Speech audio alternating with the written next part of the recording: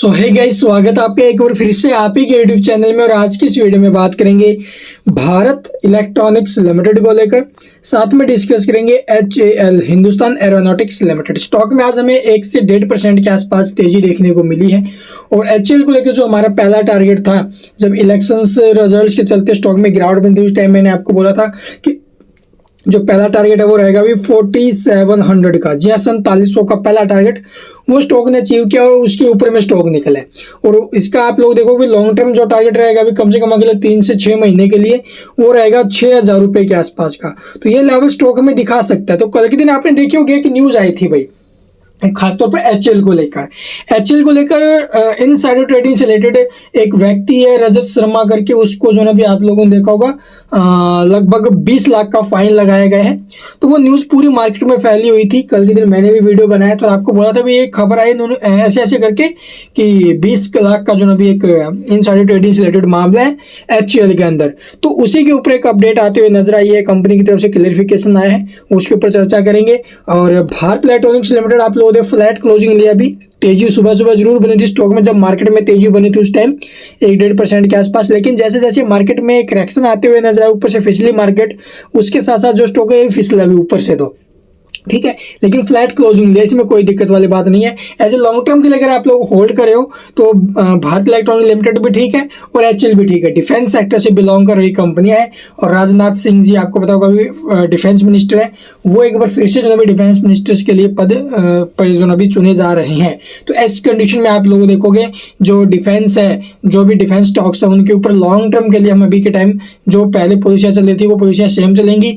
और जिस प्रकार से मेक इन इंडिया का जो लक्ष्य है वो आगे बहुत तेजी के साथ बढ़ रहा है। और सबसे अच्छी बात है कि एक्सपोर्ट ऑर्डर जो ना अभी बहुत ज़्यादा तेजी से इंक्रीज होते हुए नजर आ रहे हैं अभी के टाइम इंडिया की जो अभी डिफेंस स्टॉक्स है या फिर जो भी डिफेंस कंपनियां उनके अंदर।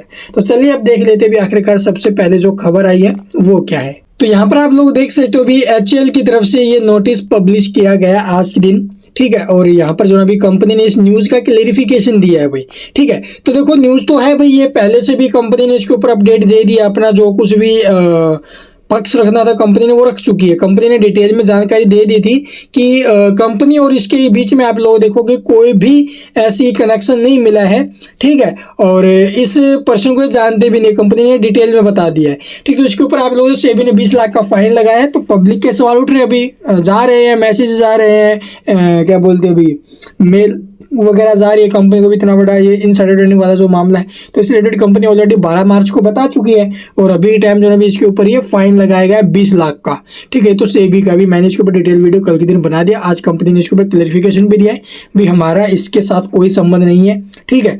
और इसके ऊपर जो सेबी वो कार्रवाई कर भी रही है। तो चलिए अब देख लेते हैं भी इसके तो कुछ खास इफेक्ट नहीं रहने वाला भी स्टॉक के ऊपर, कहीं आपको लगे भी स्टॉक टूटेगा या फिर चढ़ेगा, ऐसा कुछ भी नहीं इस न्यूज़ की वजह से। तो चलिए देख लेते हैं अभी इनके चार्ट। तो यहाँ पर देखो भी HAL के अंदर काफ़ी शानदार मोमेंटम हमें देखने को मिले। नीचे से लगभग 50% के ऊपर में रिकवरी स्टॉक में आ चुकी है। जो ये स्टॉक टूटा था ना भी 4 जून के दिन, और जिस दिन रिजल्ट्स थे इलेक्शंस के उस दिन टूटा, लेकिन उसके बाद रिकवरी 50% के ऊपर में आ गई है। तो 4920 ये लेवल ब्रेक करके सस्टेन करेगा तो एक अच्छा खासा ब्रेकआउट हमें देखने को मिलेगा।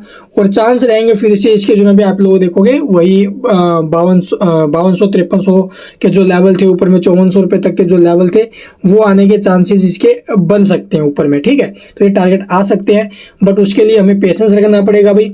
और 1 जुलाई को आपको पता भी होगा भी फाइनल बजट भी है, तो वहाँ पर डिफेंस के लिए आप लोगों को काफ़ी अच्छी खबरें निकल कर आ सकती है, ठीक है। डिफेंस का जो कैपेक्स है वो इंक्रीज किया जा सकता है और बाकी 1 तारीख को पता चलेगा वो। तो चलिए अब देख लेते भी सेकंड स्टॉक का चार्ट।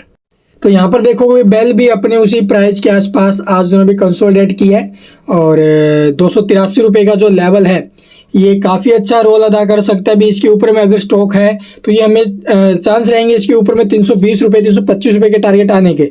अगर नीचे में है इसके तो आप लोगों नीचे में जो सपोर्ट रहेगा 269 का, तो 269 का सपोर्ट है इस करंट लेवल्स के हिसाब से अगर देखा जाए। और ऊपर में चांस है इसके जो भी 300 प्लस जाने के। इसके ऊपर एक वीडियो और पहले भी मैंने बनाया था, उसके ऊपर मैंने कुछ एक जो चीज़ें थी वो देखने को मिली थी कि इसको लेकर जो भी आप लोगों कुछ एक ब्रोकरेज है जो बिल्कुल बुरी से इसको हालांकि रेटिंग जरूर कट की है ठीक है, लेकिन इसके टारगेट्स प्राइस इंक्रीज किए हैं, 294 के टारगेट्स उन्होंने बताए थे और अभी टाइम 283 के आसपास स्टॉक है।